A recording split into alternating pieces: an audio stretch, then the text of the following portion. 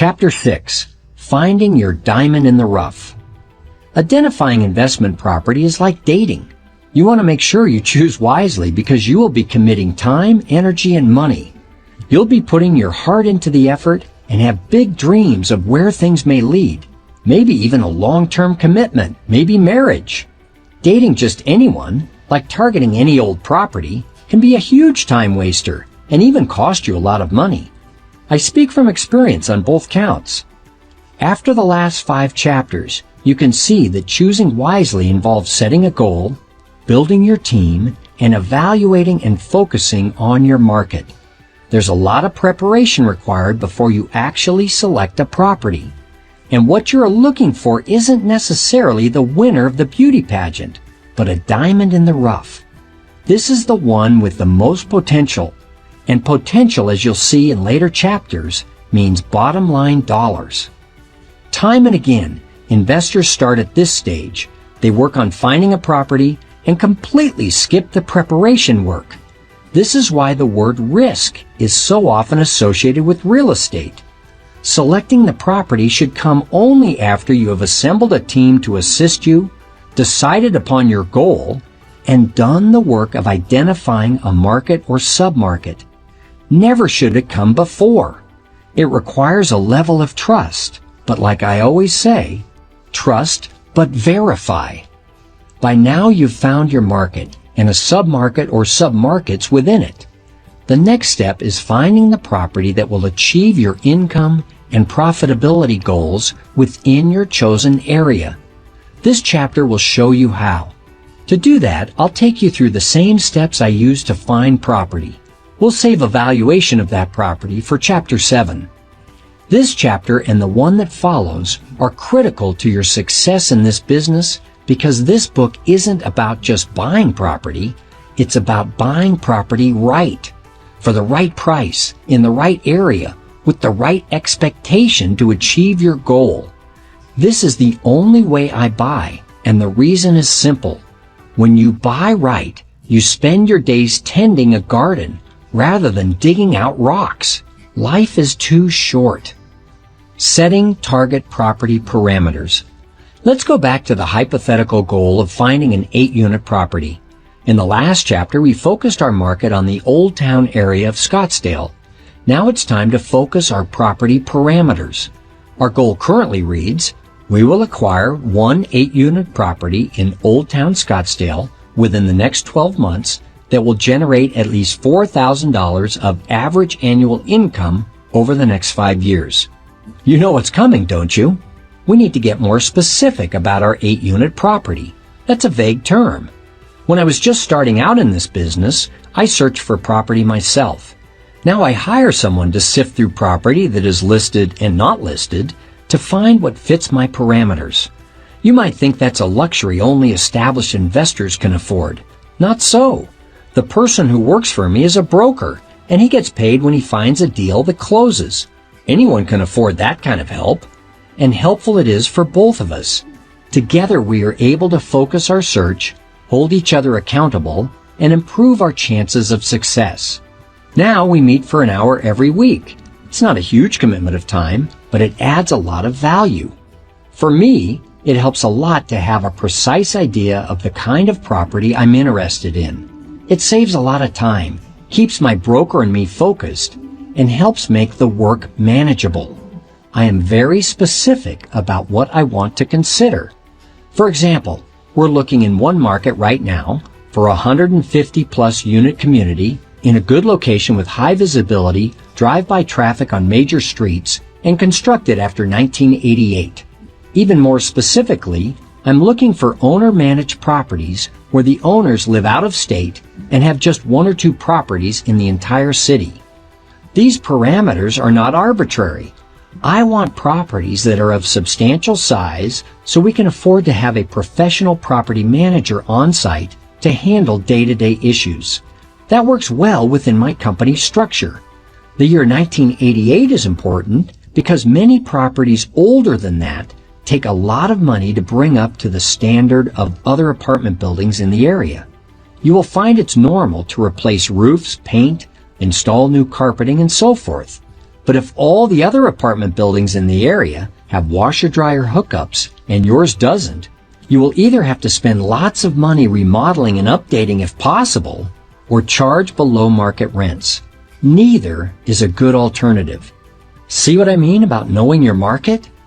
By targeting properties that have owner-managers who live out of state, I have found there is a higher likelihood that they are not managing the property to its full potential. There are a number of likely reasons for this. 1. Travel. Often people buy property in hot markets that are far away from their own hometowns and underestimate how much time and energy is required to manage it. Add in travel time and expenses to that, and you can see why absentee ownership is prevalent. 2. Complacency. It's easy for out-of-towners to lose interest and become complacent over time, especially if they are making money and their property isn't one they drive by every day. 3. Perception. Many owners wrongly believe that the investment real estate business is an investment and not a business. They think it is like a stock or bond that they can buy and forget. In truth, it is a business they need to operate. 4. Lack of information. This actually happened with a property my company manages. The owners had no idea at all about the market potential, or the condition of the property itself. The owner bought it sight unseen. This is beyond my comprehension. Learning about your market to the level of detail that will make you successful in this business continues during this phase of the process. At last, you are drilling down to individual properties, and there are a lot out there. You'll want to make sure your target market isn't too big, or you will end up considering thousands of properties. Recall in the last chapter the concept of markets and submarkets. In San Diego, you have the Gaslamp Quarter, Balboa Park, SeaWorld area, Old Town, and Coronado Island. In New York, you have Greenwich Village, Soho, Upper West Side, Upper East Side, Tribeca, Harlem, and Midtown. Then there are submarkets within those areas. Know where you want to be specifically and start there. You may have to work your way outward or to other submarkets if there is nothing in your first choice market. The more established you become in this business and the more people you tell about your goal, the more opportunities will come your way. At least they will appear as opportunities. Many of them are distractions, cloaked as opportunities. As tempted as you will be to jump on a plane and fly from California to Florida, or from Virginia to Texas when you see what looks or sounds like a great deal, stay focused and resolute on your goal. It's too overwhelming to try to consider everything at once. Becoming an expert. You need to become an expert in the submarket you select, and a good deal of that learning happens during the market evaluation phase. But it also happens as you are evaluating properties. Adopt the mindset that learning is ongoing and forever. You never know enough about a market, and the market is constantly changing. I look at everything around me in terms of real estate. Call it a sickness, but every story I read in the paper, every conversation I have, every retail center I see, every stoplight erected on a street corner, every new employer or employer expansion has real estate implications to me. I see them everywhere. My eye is trained. But if your senses are not as honed as mine, here are some guidelines to help you achieve expert status. Use your research. The research you have done in preparation for property investment should be organized and usable. I have market and property information organized so that I can refer to it at any time. Just because I'm in the property targeting stage doesn't mean that I stop looking at my research. The work that you did before should become your Bible. Scan it more intensely now that you've chosen your market more specifically. The research that you did months ago should be continually updated. Real estate is a fast-moving business, so I do research all the time. Anything that I see that pertains to my target markets, I catalog and keep. Anything that pertains to markets I'm not currently targeting, I catalog and track. You just never know when a sleepy community like Litchfield Park, Arizona will pop onto the radar and become a boom town unless you track it. Then you'll see it coming often before anyone else. Read everything. I read every article I can get my hands on in our target markets. Sure, I glance at the property listings, but more important, I look at the news, the sports, the neighborhood happenings. That's where I get a real picture of the market. For example, I look for any big events that relate to the area. Take, for instance, the school district passing a bond initiative to build another elementary school. That's the kind of news that will draw people to a community. Similarly, things like new retail centers, rezoning of a land parcel, declarations of historic landmarks, crime reports, all have real estate implications. So do feature stories that rank communities with the wealthiest zip codes, that have the lowest crime, and that have the best school test scores. Even the morning traffic reports tell you something about a market and its desirability. Look around. Before you seriously target a property, look hard at the neighborhood. I know this from experience. There are several apartment buildings we manage but do not own. One building, when we took over managing it, was so full of gang members, drugs, and violence that anyone reputable was long gone. It was a haven for criminals. Worst of all, it was right in the center of a neighborhood riddled with crime. Things were so bad that in one apartment I entered during the site visit, there was an M16 propped up next to the door. Honest truth. We managed to clean up the apartment community through mass evictions and the hiring of off-duty city police officers to patrol the property 24 hours a day. We made it undesirable for criminals, and slowly good people moved back in. But the apartment building was all we cleaned up. We did not change the neighborhood, and that's the lesson. You cannot change the neighborhood, so make sure the property is in a place that you're prepared to manage.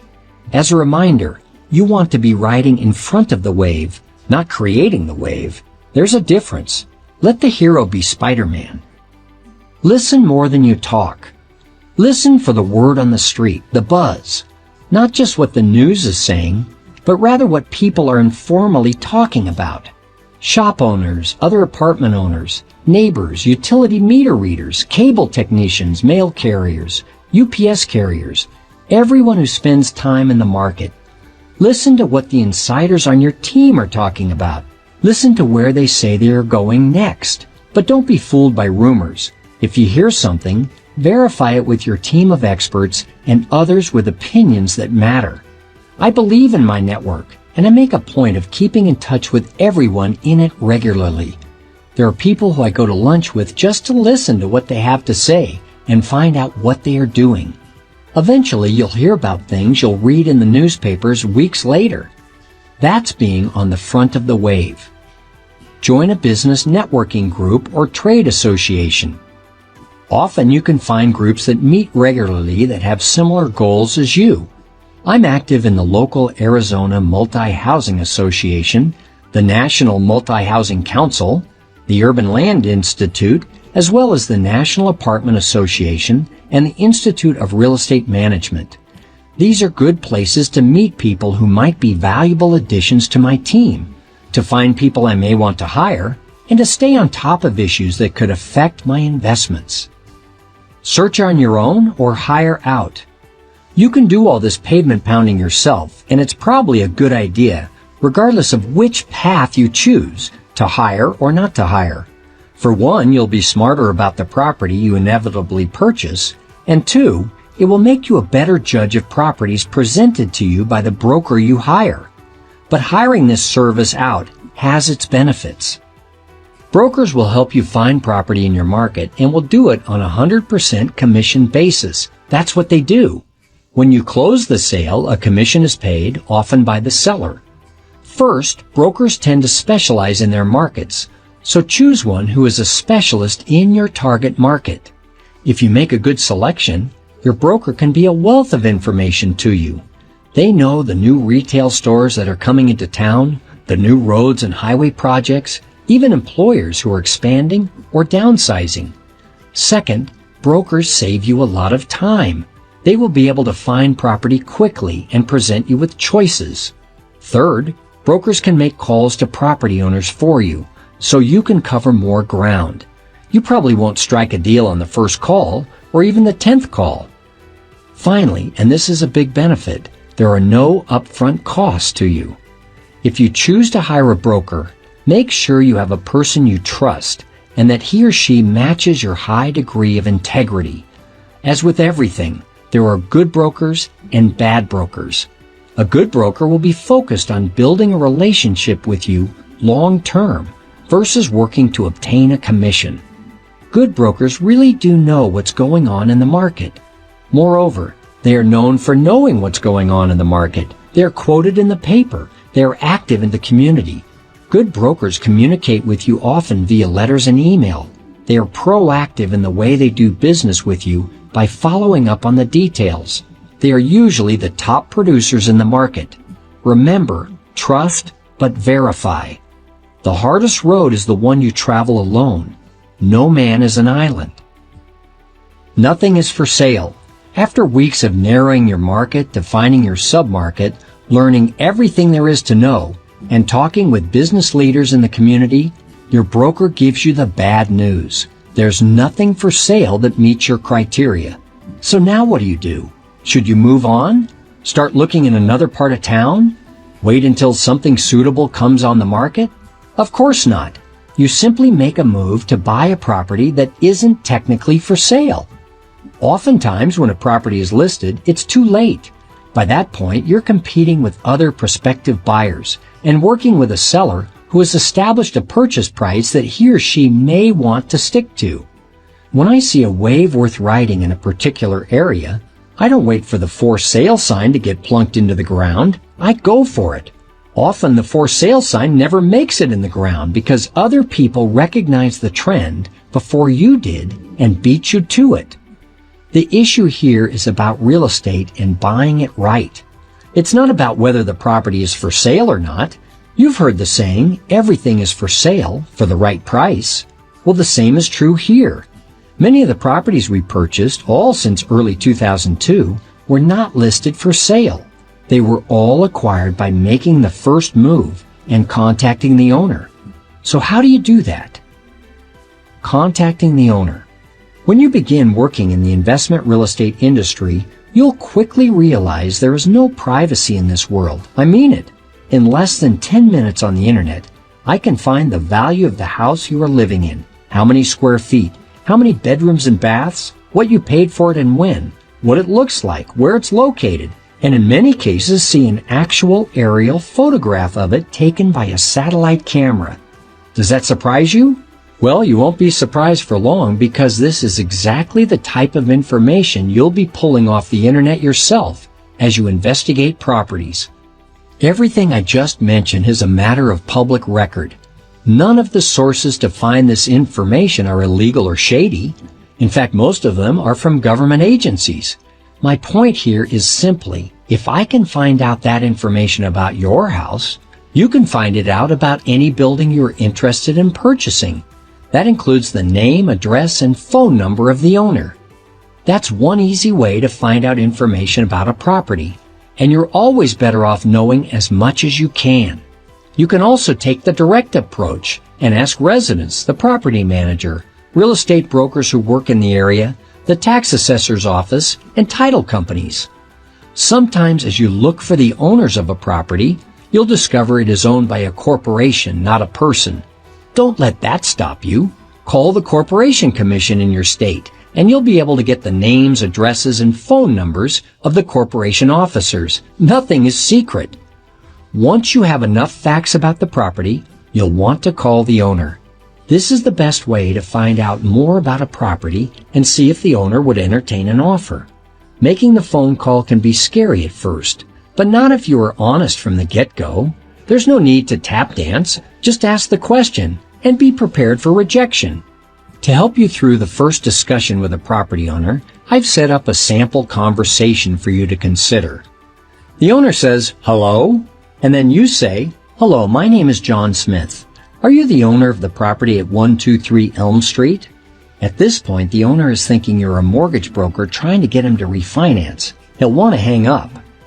But the owner says, "Yes, I am." And you say, "Your property is one of 10 on my list that fits my parameters of an 8-plex in Old Town Scottsdale, and I'd like to talk to you about buying it." Now the owner is thinking, who is this guy, and is he reputable? Is he a broker just trying to get a sales listing, or is this a real buyer? The owner says, I might be interested in that. What did you have in mind?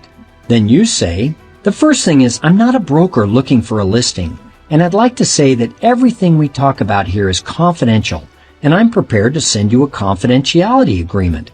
I'll fax it to you immediately, signed by me. The owner is now thinking the confidentiality agreement is very professional. He likes that. This sounds legitimate. The owner then says, what kind of money are we talking about? And you say, I'm not prepared to make an offer today, but once I find out more about your property and its operations, I'll get a formal offer to you within a week. If you can give me some basic information, I could get an offer started right away. My offer will be based on a return on my investment, and I won't know what the return is until I look at the operations of the property. At this point, you are not in a position to make any kind of offer because you don't know how the property is operating. Remember, buying right is about buying based on operating performance. The seller may be reluctant to give this information, or he or she may be open about it.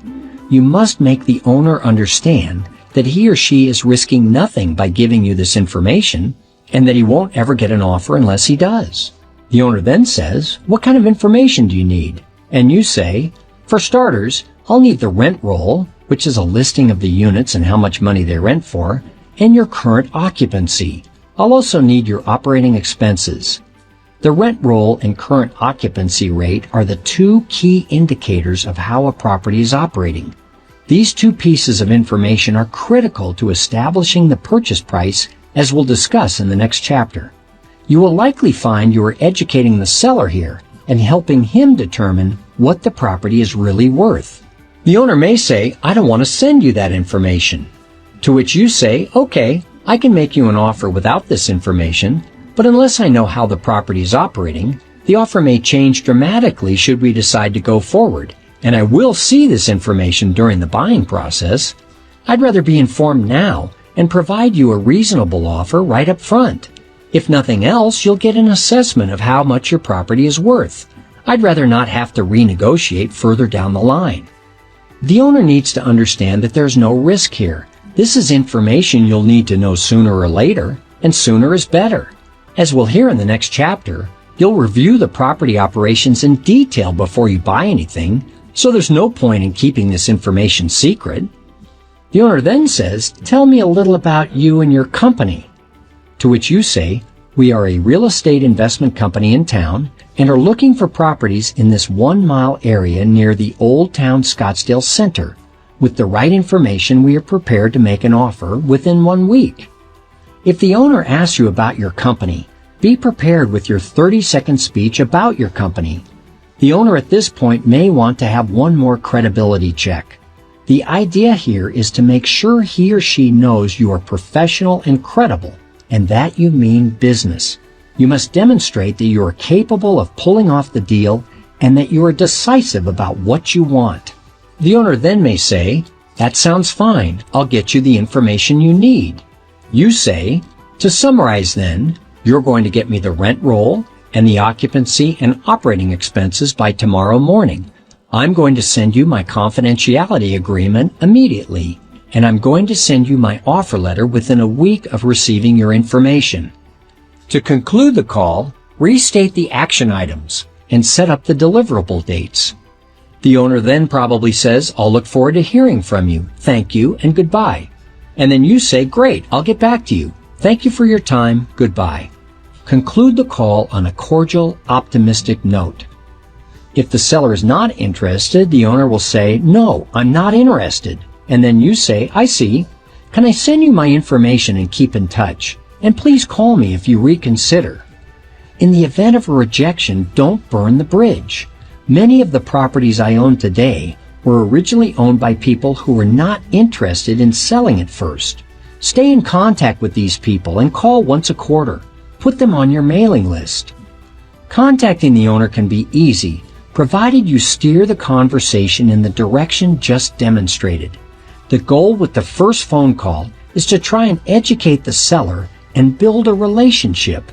There are two kinds of sellers, one trusting and the other untrusting. Some people may give you lots of information and that helps.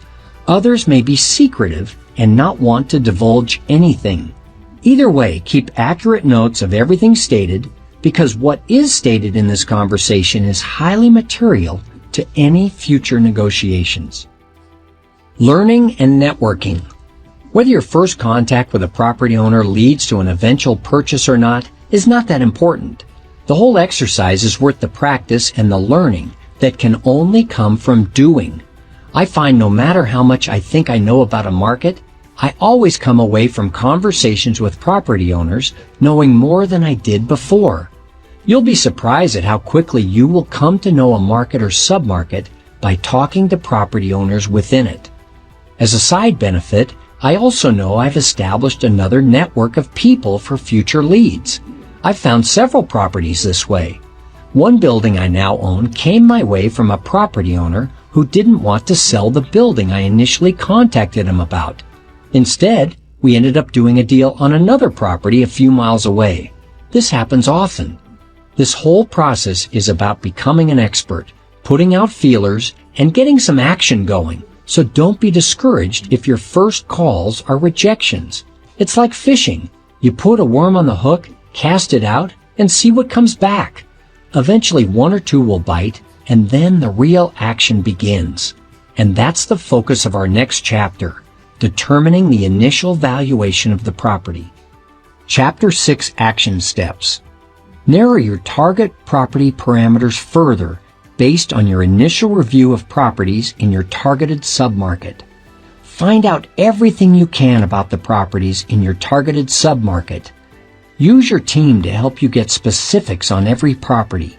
Create a spreadsheet or chart that compares at a glance the rents, features, and amenities. Continue to read the business, government, and news sections of newspapers and recognize how any changes can impact real estate. Find all the real estate associations in your area and join them. Attend their functions and make a point of meeting people. Decide whether you want a broker to help you find property.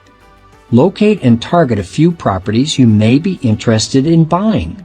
Find the owner information on the internet. Call and meet with residents, shop owners, and property managers to get more information.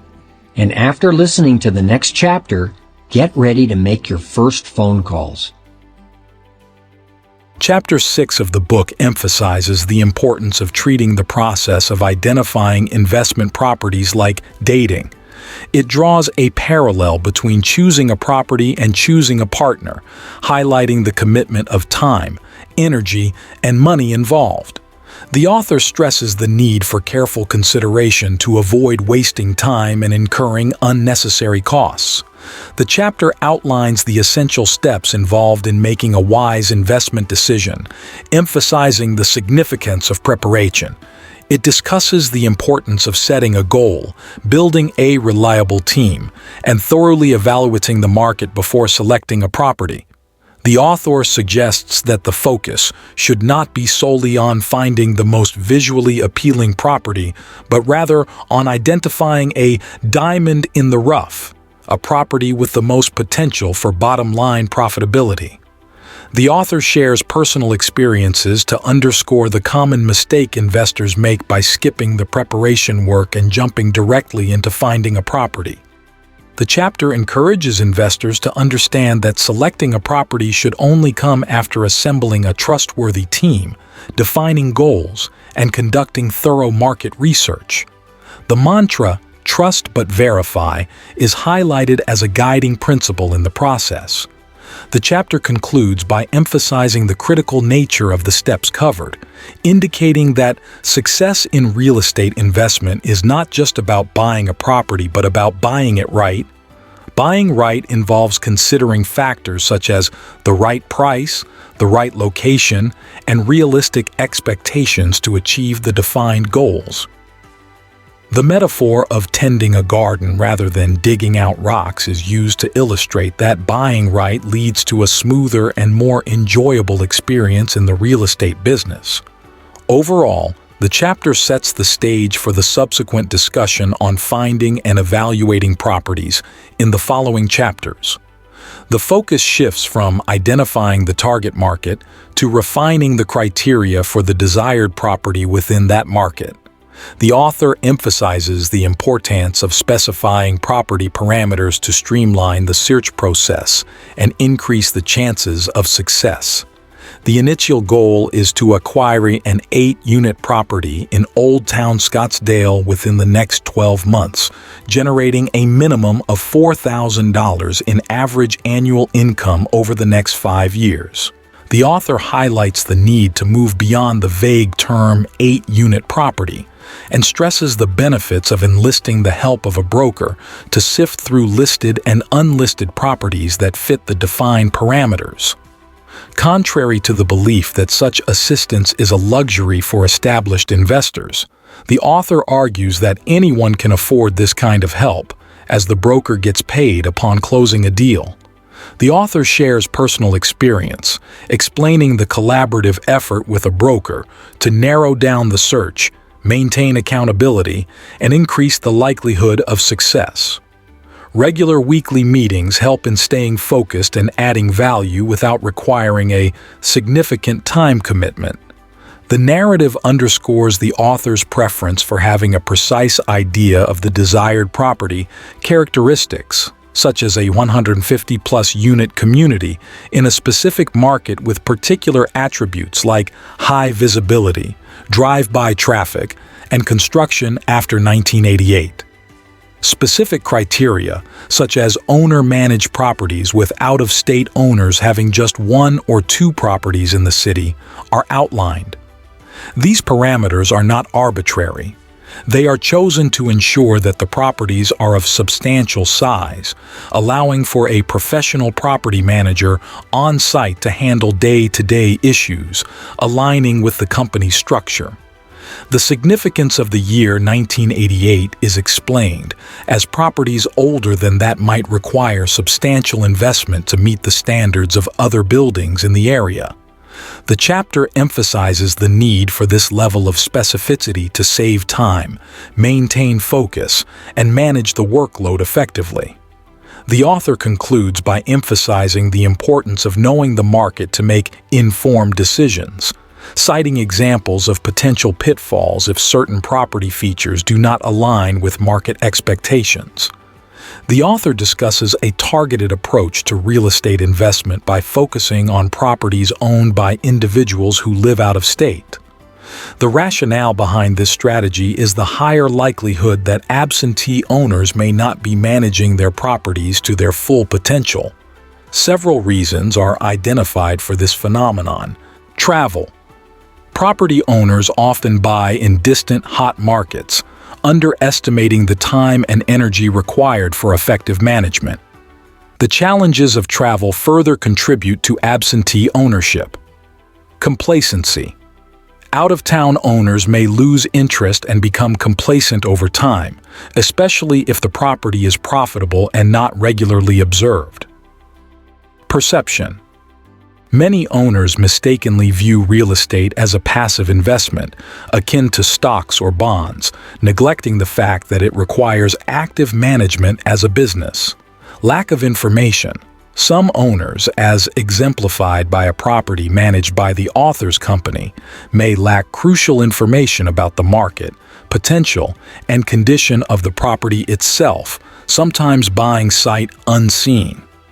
The chapter emphasizes the importance of detailed market knowledge for success in the real estate business.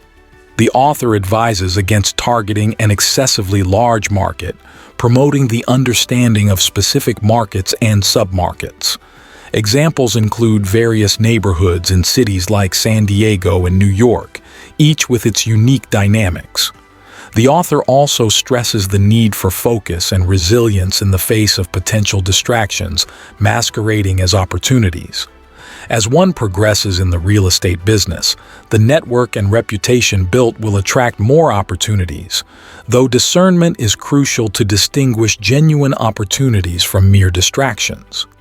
The chapter encourages a disciplined approach to achieving investment goals and cautions against the temptation to consider everything at once.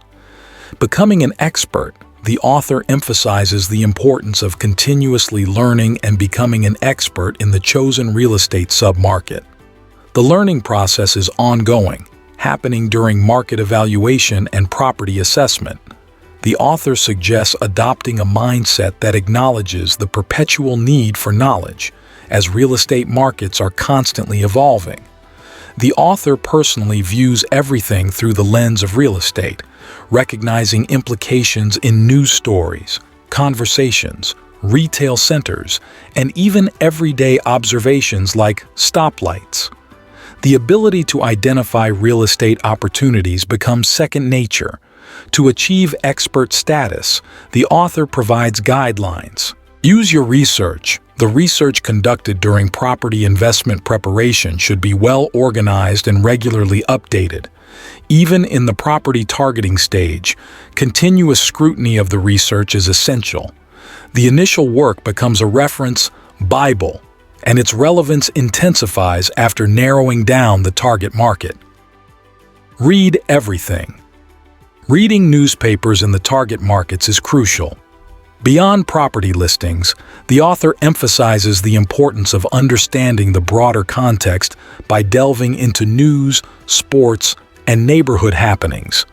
Significant events like school district initiatives, retail developments, rezoning, crime reports, and community rankings contribute to a comprehensive understanding of the market's dynamics. Even seemingly unrelated sources like morning traffic reports can offer insights into market desirability. The key takeaway is that a successful real estate investor should immerse themselves in continuous learning, utilize and update their research regularly, and adopt a broad perspective by reading and interpreting various sources of information related to their target markets. This approach enables the investor to stay ahead of market changes and identify opportunities before they become widely recognized. Look around. The author emphasizes the importance of thoroughly assessing the neighborhood before targeting a property for real estate investment. Drawing from personal experience, the author recounts managing an apartment building plagued by gang activity, drugs, and violence. The property was situated in a crime-ridden neighborhood, presenting significant challenges. Despite successfully improving the managed apartment community by implementing mass evictions and hiring off-duty city police officers for 24/7 patrol, the author highlights a crucial lesson. While you can enhance a property, changing the entire neighborhood is beyond your control. The key takeaway is to ensure that the chosen property is in a location you are prepared to manage effectively. The chapter also advises prospective investors to listen more than you talk. This involves paying attention to informal discussions and the word on the street, beyond just relying on official news sources. The author recommends listening to various individuals, including shop owners, neighbors, utility workers, and others with insights into the local market. The goal is to gather valuable information about the area's dynamics and trends. However, the author cautions against being misled by rumors and emphasizes the importance of verifying information with a network of experts and reliable sources. The author underscores the significance of maintaining a strong network and regularly staying in touch with individuals who can provide valuable insights. By actively listening and staying informed, investors can position themselves at the forefront of emerging trends and opportunities in the real estate market, akin to riding the front of the wave, rather than trying to create it. The chapter concludes with a reference to Spider-Man, suggesting that investors should focus on being heroes in navigating the market, rather than attempting to fundamentally alter it. The author emphasizes the importance of joining business networking groups or trade associations to enhance one's real estate investment endeavors. The author shares personal involvement in groups like the Arizona Multi-Housing Association, National Apartment Association, and the Institute of Real Estate Management. These groups provide opportunities to meet like-minded individuals, potential team members, and prospective hires, while also staying informed about issues affecting investments. The chapter discusses the choice between independently searching for properties or hiring a broker. While doing the groundwork independently is recommended for gaining valuable experience, hiring a broker has its advantages. Brokers, working on a commission basis, specialize in specific markets, offer time-saving benefits, and possess valuable market insights. They can efficiently find and present property options, make calls to property owners on your behalf, and do not require upfront costs. The author advises careful selection of a trustworthy broker who aligns with one's integrity standards. A good broker focuses on building a long-term relationship, staying proactive in communication, and demonstrating market expertise. The chapter concludes by highlighting the benefits of collaboration and the value of trust in real estate investing, stating that no one succeeds in isolation, and building connections is crucial for success in the field. Nothing is for sale. The author discusses the challenge of finding suitable properties for purchase after an extensive process of narrowing down the market, defining a submarket, and engaging with local business leaders. The broker delivers disappointing news that there are no available properties that meet the specified criteria. Faced with this situation, the chapter explores the unconventional approach of proactively seeking to acquire a property that is not officially on the market. The author argues that waiting for a property to be listed for sale is not the most effective strategy. Instead, the suggestion is to identify potential opportunities and make a move to purchase before a property is officially listed. The rationale is that once a property is listed, competition increases among potential buyers, and sellers may be less flexible on the asking price.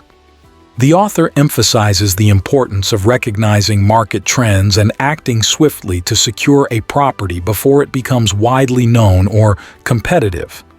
The central idea is that the key to successful real estate acquisition is not solely dependent on the property being officially listed for sale. The author shares personal experiences from 2002, highlighting that many of their property acquisitions during that period were not listed for sale. Instead, they were obtained by taking the initiative, making the first move, and directly contacting property owners.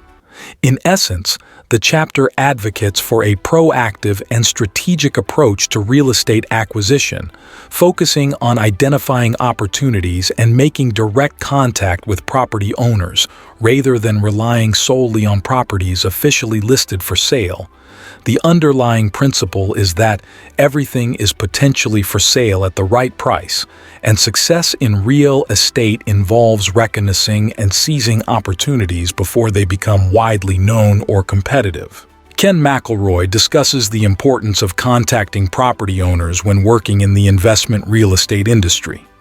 The chapter emphasizes the lack of privacy in this field due to the abundance of publicly available information on properties. The author outlines various legal ways to gather information about a property, including online research and contacting government agencies.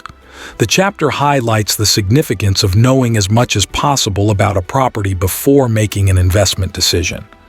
It provides methods to find information about property owners, such as direct inquiries to residents, property managers, real estate brokers, tax assessors' offices, and title companies.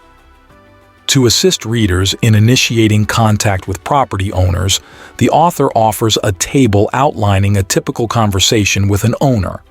The suggested dialogue covers introducing oneself, expressing interest in the property, assuring confidentiality, and requesting essential information such as the rent roll and operating expenses. The author emphasizes the need for honesty and professionalism when making the initial phone call to a property owner. The conversation is designed to educate the seller and build a relationship, whether or not it leads to an immediate purchase. The chapter concludes by stressing the importance of learning, networking, and staying persistent in contacting property owners to gather valuable market insights and potential leads.